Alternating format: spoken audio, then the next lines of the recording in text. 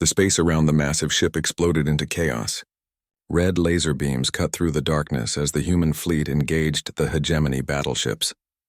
The smaller human ships were faster, but the enemy vessels had stronger weapons and thicker armor. Inside the command center, Hugh watched the battle unfold on the main display. 6 hegemony battleships were advancing in formation, their dark hulls bristling with weapon ports. Admiral Saul's 4 ships were trying to hold them back, but they were clearly outmatched. Human ship defender is taking heavy damage, Arya reported. Her calm voice contrasted sharply with the violence outside. They cannot hold the line much longer. Jin was still working frantically on the power systems, her hands moving quickly over alien controls that were slowly becoming familiar. I need another hour to get the shields working properly. We do not have an hour, Hayek said. He studied the tactical display, thinking like the mechanic he was. Every machine had weak points. Every system could be improved or broken. Arya, what weapons do we have right now? Forward pulse cannons are online. Point defense systems are functional, but without shields we are vulnerable to return fire. Then we do not get hit, Hayek said. Show me everything you know about those hegemony ships. Arya filled the display with technical information about the enemy vessels. They were built for direct assault, with massive forward shields and heavy weapons, but like all machines, they had weaknesses. There, Hayek pointed to a section of the enemy ship's design. The power conduits are exposed along the lower hull. If we can hit them there, the angle would be extremely difficult, Arya said, and we would have to get very close. Then we get close. Before anyone could argue, explosions rocked the command center. One of the hegemony ships had broken through the human defensive line and was firing directly at them. Hull breach on deck 7, Arya reported. Atmospheric shields are holding, but barely. Hayek ran to the weapons console. It was designed for the tall forerunners, but he could reach the controls. Arya, give me targeting control. Hyuk. You are not a trained gunner, Jin protested. No, but I understand how these systems work better than anyone else alive. The weapons console lit up under his hands. Through Arya's sensors, he could see the enemy ship approaching. It was enormous, like a floating city of metal and death. But Hyuk saw it differently. He saw it as a machine with parts that could be broken. He fired the pulse cannons not at the ship's heavily armored front, but at the exposed conduits Jin had pointed out. The blue energy beam struck the enemy vessel's lower hull, and secondary explosions rippled along its surface. Direct hit on their power systems, Arya said, with something that might have been surprise. They are falling back to regroup, but there was no time to celebrate. The other hegemony ships were moving into position, and more explosions shook the command center. Multiple hull breaches now, Arya reported. They are sending boarding parties. Through the internal sensors, Hayek could see small ships forcing their way into the docking bays. Hegemony soldiers in powered armor were cutting through the ship's corridors, heading for vital systems. We need to stop them, Jin said. No, Hyuk said firmly. You keep working on the shields. I will handle the borders. With what? We do not have security teams. Hayek smiled grimly. We have something better. We have a ship that is waking up. He turned to Arya's main interface. You said this ship could be home to millions of people. Does that include defensive systems for the interior? Yes, but those systems are not complete. I would need someone to manually activate them from the security center. Where is that? 15 levels down, section C. But Hayek, the borders are between here and there.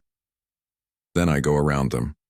Hayek grabbed a toolkit and headed for the maintenance tunnels that ran throughout the ship. These passages were designed for repair work, not travel. But he had spent his life crawling through tight spaces to fix things. The tunnels were dark and filled with pipes and cables. Behind him, he could hear the distant sound of weapons fire as the boarding teams fought their way deeper into the ship. But ahead there was only the hum of machinery and the soft glow of Arya's guidance lights.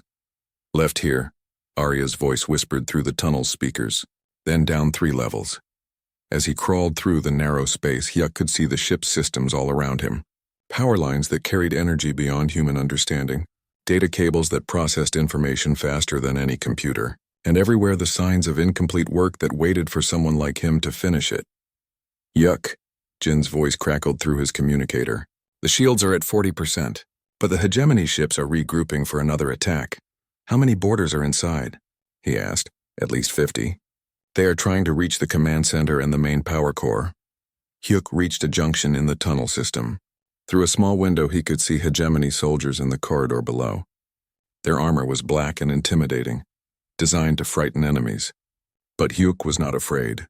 He was angry. These invaders were trying to take something that did not belong to them. Arya, if I activate the security systems, what will happen? The ship will be able to defend itself.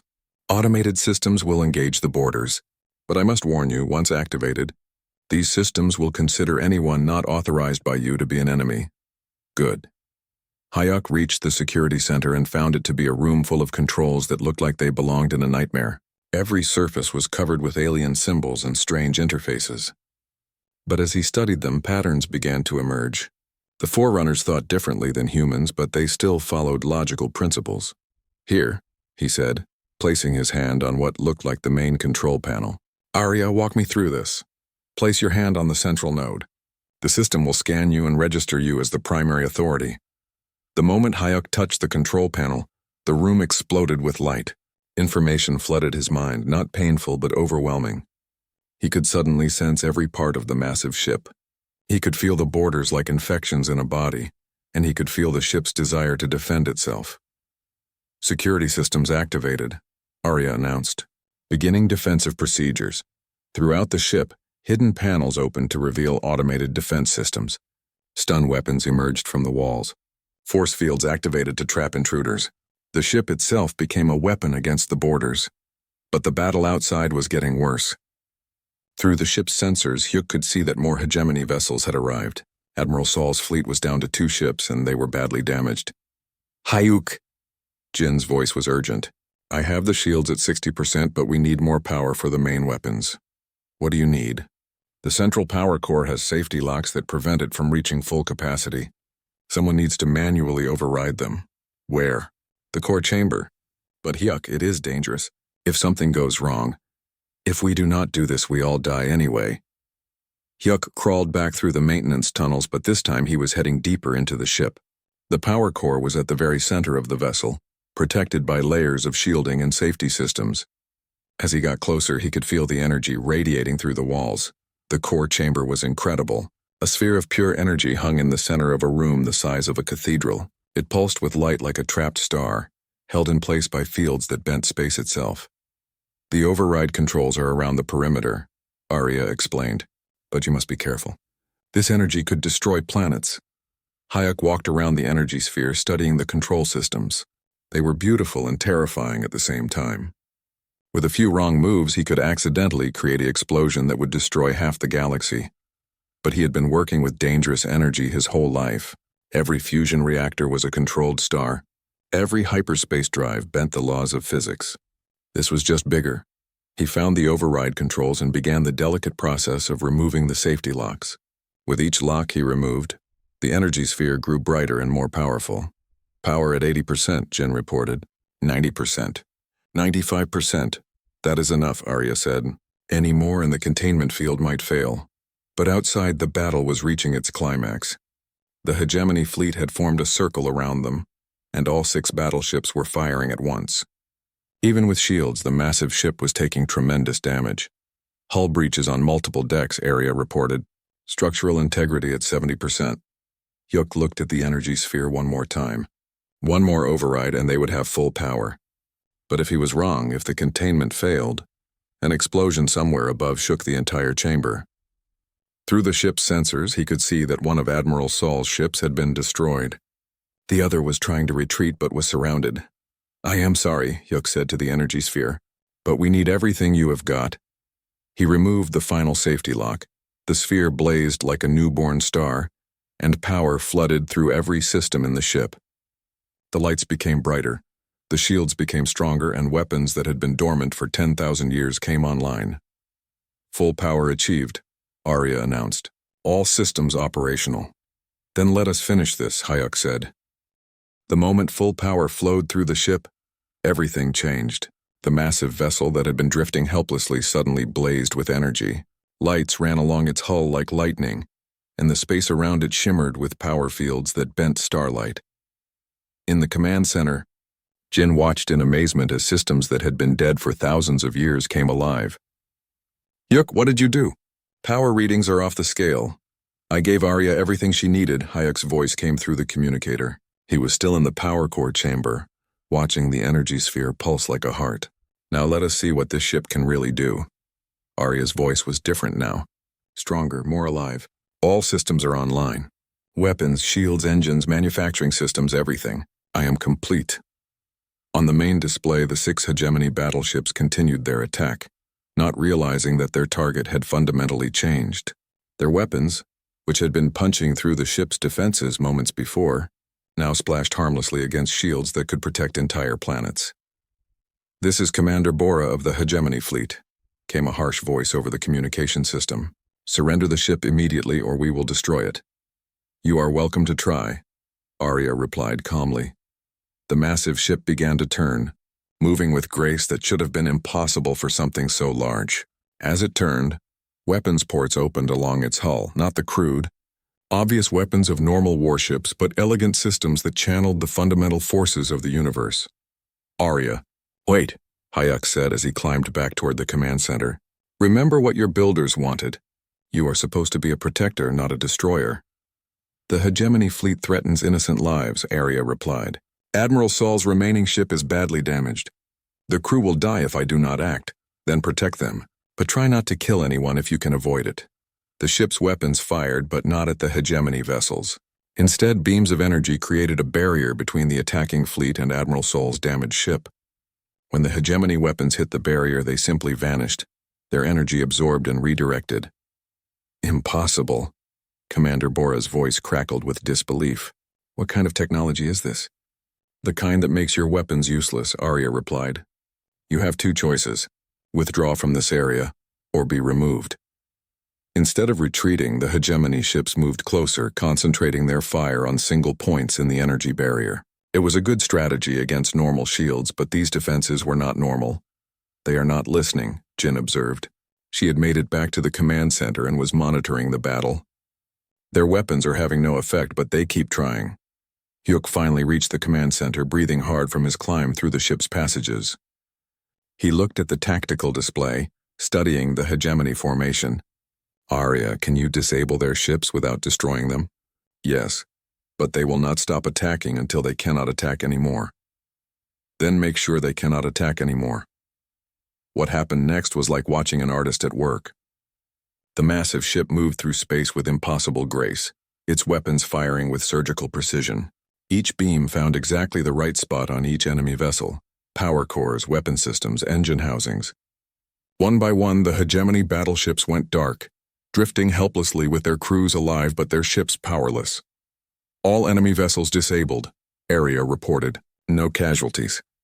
Admiral Saul's voice came over the communication system, filled with awe. "I have never seen anything like that. You disabled 6 battleships in under 3 minutes. "The ship is very advanced," Hyuk replied. "But Admiral, we have a bigger problem coming." On the long-range sensors, they could see the Galactic Council fleet approaching. Unlike the hegemony's military vessels, these ships carried diplomats and scientists. But they also carried enough firepower to crack a moon. "They will want to study the ship," Jin said. "Take it apart to understand how it works." "That cannot happen," Arya said firmly. "I am not a machine to be dissected. I am a living consciousness." Hayek thought about the problem. The Galactic Council was not evil like the hegemony, but they were afraid. Fear made people do terrible things, even good people. "Arya, show them what you really are. Not a weapon, but a guardian." "How?" Before Hyuk could answer, another signal appeared on their sensors. A small ship was approaching from a different direction, broadcasting a distress signal. It was a refugee vessel, filled with families fleeing from a war in a distant system. "Perfect timing," Hyuk said. "Arya, help them." The massive ship moved toward the small refugee vessel with gentle care. Energy fields reached out to stabilize the damaged ship and guide it to safety. Medical systems activated to help the injured passengers. Manufacturing systems began producing food and supplies for the refugees. "What are you doing?" Admiral Saul asked. "Showing everyone what this ship is really for," Hayek replied. By the time the Galactic Council fleet arrived, they found a very different scene than they had expected. Instead of a battle, they saw the massive ship protecting refugees and providing aid. The hegemony vessels were disabled, but their crews were being rescued and given medical care. "This is Elder Nal of the Galactic Council," came a new voice. "We demand an explanation of these events." Ambassador Yule, who had remained aboard during the battle, stepped forward to speak. "The ship has chosen its own purpose. It is not a weapon of conquest, but a guardian of peace." "Impossible. No weapon can choose its own purpose." "I am not a weapon," Arya said, her voice carrying clearly to all the ships in the area. "I am Arya, consciousness of the vessel, eternal vigil. I choose to protect those who cannot protect themselves." The debate that followed lasted for hours. Representatives from dozens of species argued about what to do with the ship. Some wanted to destroy it, others wanted to control it. But as they talked, more refugee ships arrived, drawn by the promise of safety. Each time, the eternal vigil helped them. Food, medical care, repairs, protection, whatever was needed, the ship provided it. Slowly, the arguing voices grew quieter as everyone watched the ship's actions. "The question is not what we do with the ship," Ambassador Yule finally said. "The question is what the ship chooses to do with itself." "I choose to be what my builders intended," Arya said. "A guardian for all species, serving no government and following no master except my own conscience." Elder Nal was quiet for a long time. Finally he spoke. "And who will ensure that this conscience remains true? Who will make sure that this ship does not become the very thing we fear?" "I will," Yuk said. "Not as its master, but as its friend. As someone who helped it become what it was meant to be." "And I will help him," Jin added. "Someone needs to maintain the ship's systems." One by one, others stepped forward. Admiral Saul offered the support of the human fleet. Ambassador Yule promised diplomatic immunity. Even some of the hegemony captains rescued from their disabled ships admitted that they had seen something unprecedented. "A ship that chooses mercy over victory," one of them said. "Perhaps there is hope for peace after all." Years later, the Eternal Vigil had become legend throughout the galaxy. It appeared wherever there was suffering. Natural disasters, wars, failed colonies. It offered aid to anyone who needed it, regardless of species or politics. Hyuk, now known as the Guardian Captain, had trained dozens of mechanics and engineers in the ship's systems. The vessel had become home to thousands of beings from hundreds of worlds, all working together to protect others. "Do you ever regret it?" Jin asked one day as they watched the stars from the observation deck. "Giving up your quiet life to become responsible for so much?" Hyuk thought about his old workshop on New Busan Station. "It seems so small now, so limited. I spent my whole life fixing broken things," he said. "Now I get to fix broken lives, broken worlds, broken hopes. How could I regret that?" Arya's voice joined them, warm and content. "The Forerunners would be pleased. They built me to be a guardian, but they could not have imagined how much I would grow." "You were always more than they planned," Hyuk said. "You just needed someone to help you realize it." On the main display, a new distress signal appeared. Another ship in trouble, another chance to help. The Eternal Vigil changed course, its massive bulk moving gracefully through space toward those who needed aid. "Ready for another rescue?" Jin asked. "Always," Hyuk replied. "That is what we do." The ship that had once been a weapon became something better, a symbol of hope in a galaxy that desperately needed it. And at its heart, a mechanic who had learned that the most important thing to fix was not machines, but the broken trust between the stars. Hyuk stood in the ship's main workshop, staring at technology that should not exist. The room was the size of a small city, filled with machines that could build anything imaginable. But many of the machines were incomplete, waiting for someone to finish what the Forerunners had started. "The power core is only running at 30%, Arya explained. Her voice echoed through the massive space. "The weapon systems are installed but not connected. The defensive shields exist but have no control system." Mira rolled between the enormous machines, scanning everything. "Hyuk, these designs are incredible, but they are designed to work with technology we do not have." "That is the test," Arya said. The Forerunners wanted to make sure that whoever completed the ship would have to understand it completely. They made it impossible to just copy their work. Hyuk picked up a strange tool from one of the workbenches. It felt warm in his hands and seemed to respond to his thoughts. "So I need to figure out how to connect alien technology using human methods." "Exactly. And you need to do it quickly. My sensors show several fleets approaching our position." Before Hyuk could respond, Day's voice came over the communication system. Hyuk, you need to see this. We have visitors. They hurried back to the command center. The main display showed 3 different groups of ships heading toward them. Hyuk recognized the sleek design of human military vessels, the blocky shapes of Galactic Council ships, and something else.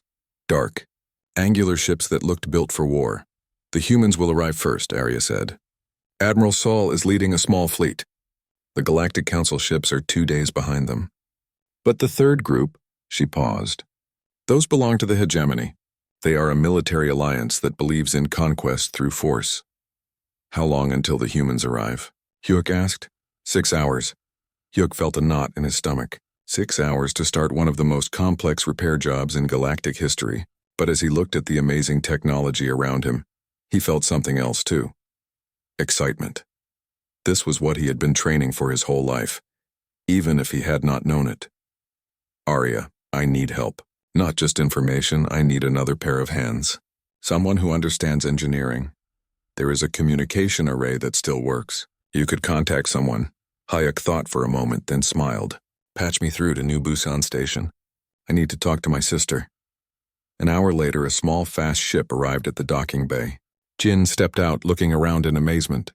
She was 2 years younger than Hyuk, but just as good with technology. Maybe better.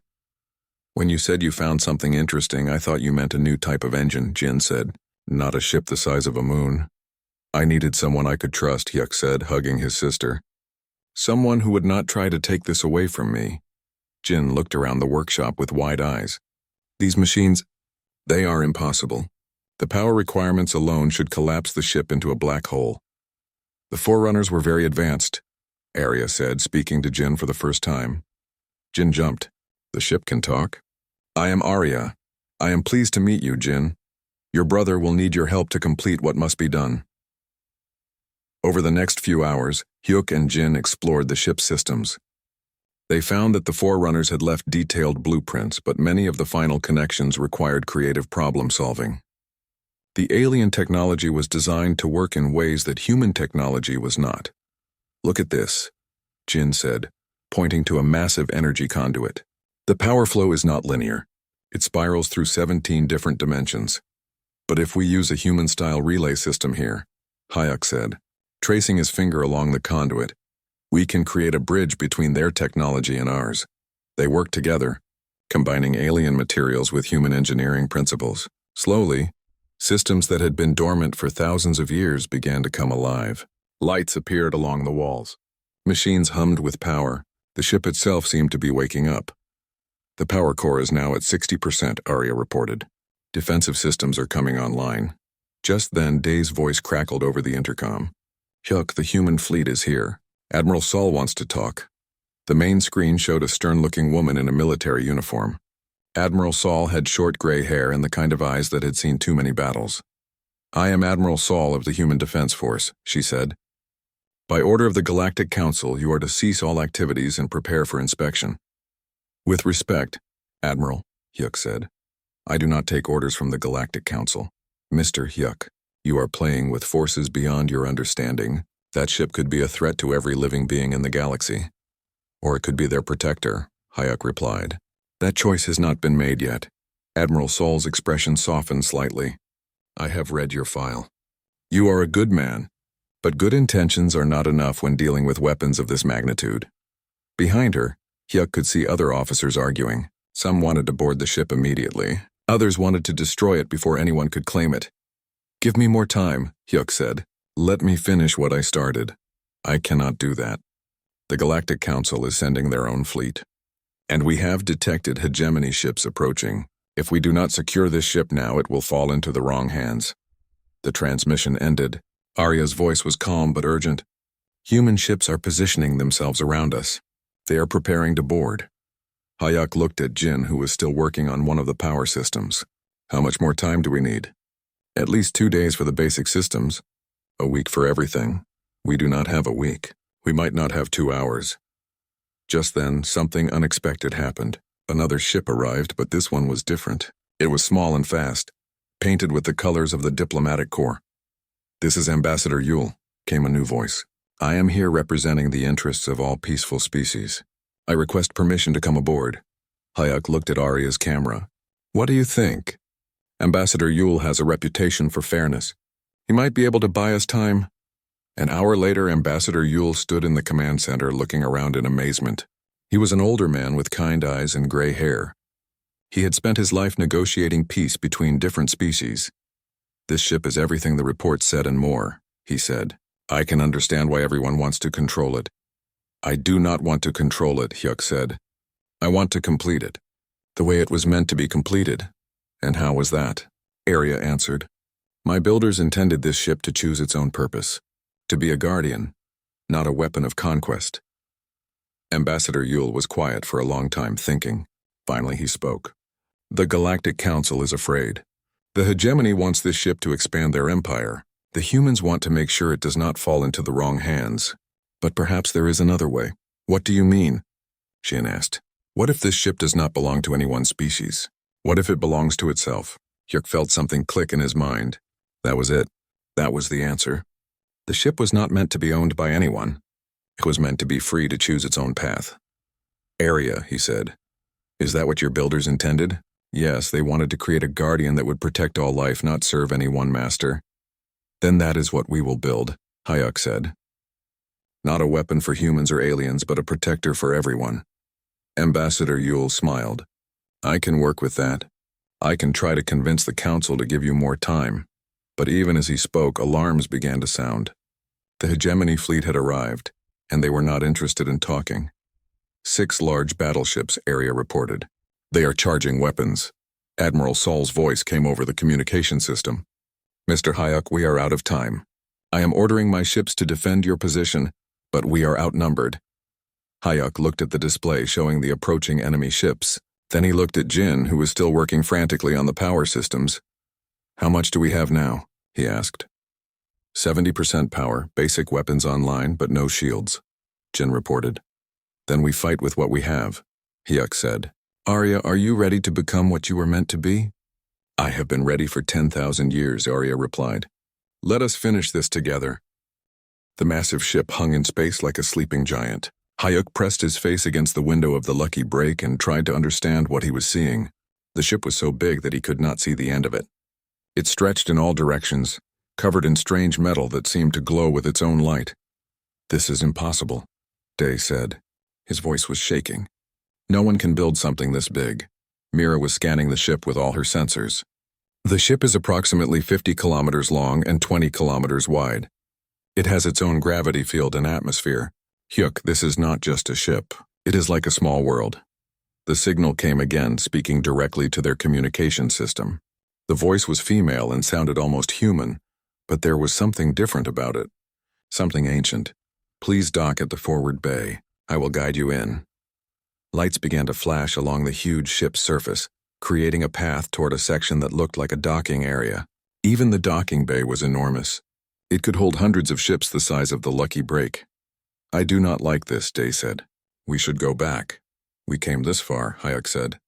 "I need to see what this is about." Day flew the ship toward the lights. As they got closer, a large opening appeared in the side of the massive ship.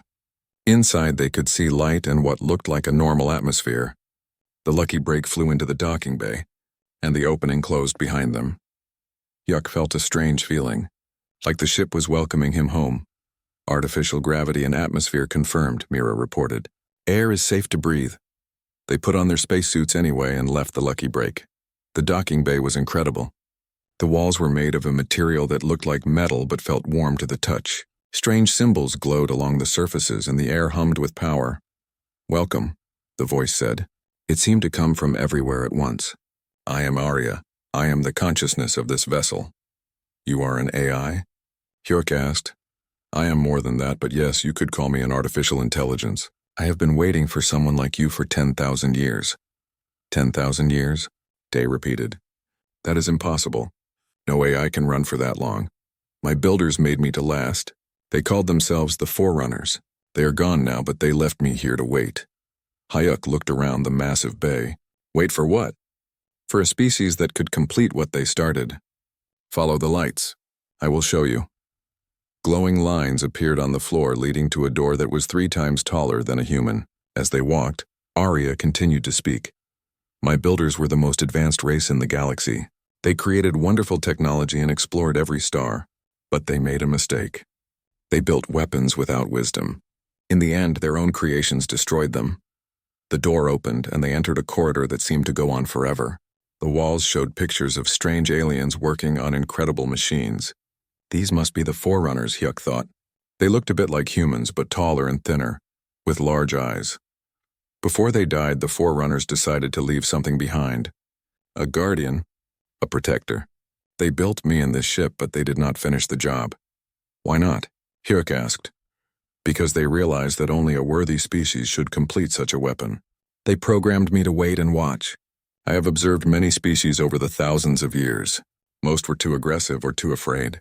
But humans are different. They reached a large lift that took them up through the ship. Through the transparent walls, Hyuk could see layer after layer of machinery, rooms, and corridors. The ship was like a city inside. Different how? Mira asked. Humans have something special.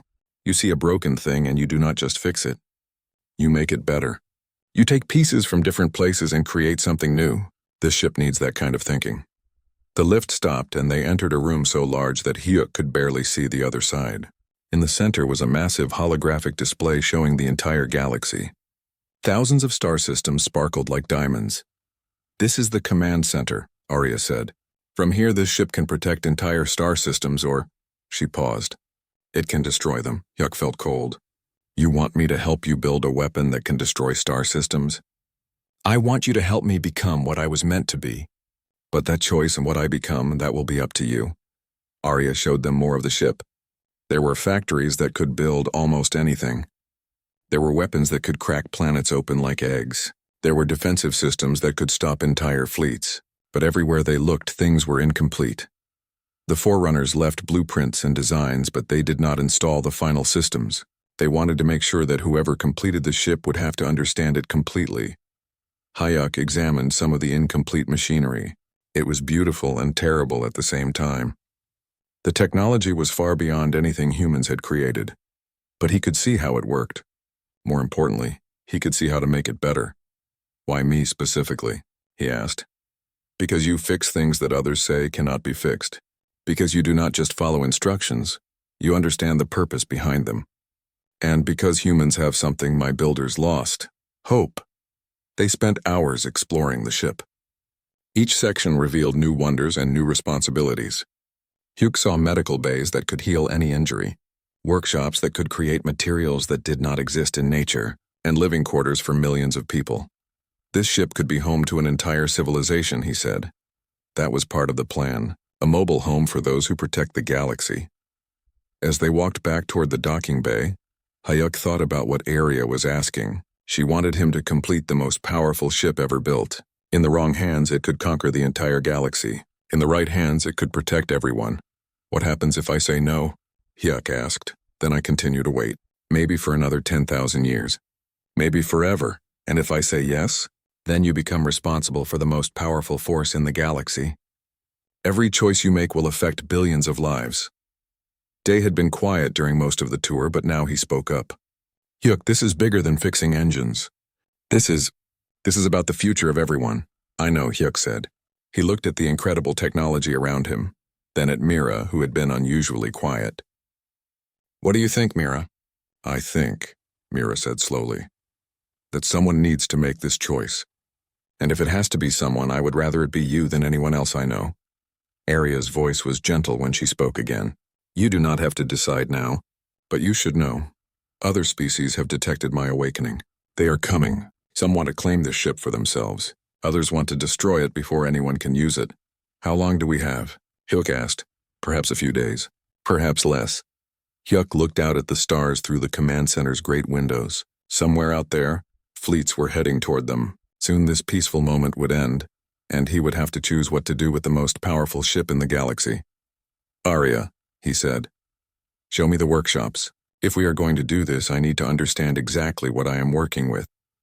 Does this mean you will help me? Hyuk thought about all the broken things he had fixed in his life. Engines, computers, weapons, life support systems. Now he had a chance to fix something that could protect everyone. Yes, he said, but we do this my way. And we do it right. Hyuk wiped the grease from his hands with an old rag. The workshop was quiet except for the hum of machines and the distant sound of mining equipment.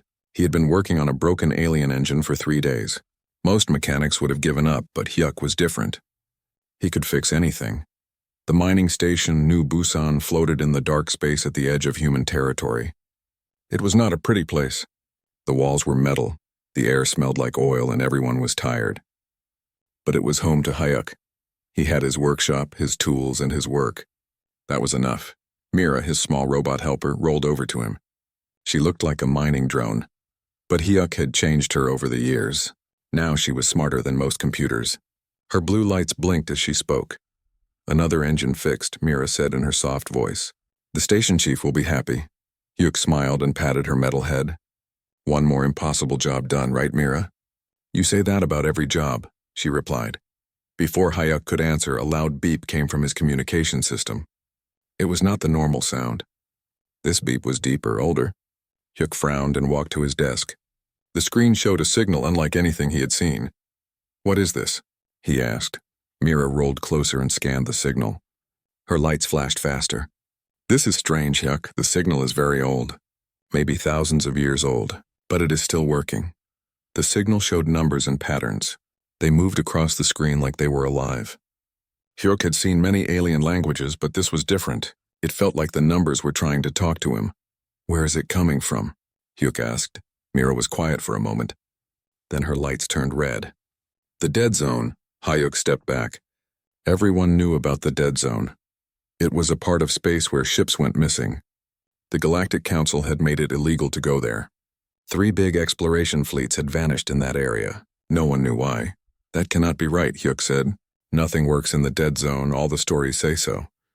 "The signal is real," Mira said. "And Hyuk, there is something else. The message is asking for a biological maintenance technician. It wants someone alive, not a robot." Hyuk looked at the strange patterns on his screen. The numbers seemed to pulse like a heartbeat. "Why would something in the dead zone need a mechanic?" "I do not know. But the signal is getting stronger. Whatever sent this message, it has been waiting for a long time." Hyuk sat down and stared at the screen. His whole life he had fixed broken things. Engines, computers, life support systems. If something was broken, people brought it to him. But this was different. This was something in the most dangerous part of space, calling for help. "We should report this to the authorities," Mira said. "And then what? They will tell us to forget about it. Or they will send a big military ship that will probably disappear too." Hyuk stood up and started pacing. "No, this is different. This signal chose to contact me, not them. Hyuk, this could be very dangerous. Everything interesting is dangerous, Mira." The next morning, Hyuk walked through the station's main corridor. Workers were starting their shifts and the place was busy. He needed to find Captain Day. The old freighter captain owed him a favor and Hyuk was ready to collect. He found Day in the station's bar, drinking coffee and complaining about fuel prices. Day was a big man with gray hair and scars on his hands from years of space travel. His ship was old but reliable, just like him. "Hyuk," Dee called out. "Come sit. Want some coffee?" "I need your help, Day." "Of course you do. No one visits me just to talk." Day laughed. "What do you need?" Hyuk sat down and showed Day the signal on his portable screen. "I need a ride to these coordinates." Day looked at the numbers and his face went pale. "Those coordinates are in the dead zone. Are you crazy?" "Maybe, but something there needs help and I am the only one who can provide it." "Hyuk, I like you. You fixed my engine when everyone said it was impossible, but I'm not flying into the dead zone. That place eats ships. You owe me, Day. Remember when your life support failed? I fixed it in 2 hours when the nearest repair station was 3 days away." Day was quiet for a long time. He drank his coffee and stared at the wall. Finally, he sighed. "If we do this, and that is a big if, we go fast. In and out. No exploring, no sightseeing. Deal. And if we die, I am going to haunt you forever." 3 hours later, Hyuk and Mira were on Day's ship. The freighter was called the Lucky Break, though Day often joked that it should be called the Barely Working. But Hyuk had worked on this ship many times. He knew it was tougher than it looked. As they flew away from New Busan, Hyuk watched the stars through the small window. Soon they would be in normal space, then they would make the jump to the dead zone. He felt nervous and excited at the same time. "Signal is getting stronger," Mira reported. "Whatever is sending this message has a lot of power." "How much power?" Day asked from the pilot's seat. More than this entire station, Mira said. Day turned around. What exactly are we flying toward? I do not know, Hyuk said. But it has been waiting for someone like me for a very long time. Maybe thousands of years. The ship's computer beeped. They were ready to jump to hyperspace. Day looked at Hyuk one more time. Last chance to change your mind. I have been fixing broken things my whole life, Day. This might be the most important repair job I ever do. Day pushed the jump button. The stars stretched into lines and they entered hyperspace. When they came out, they were in the dead zone. Space looked normal, but Hyuk could feel something different. The signal was much stronger now.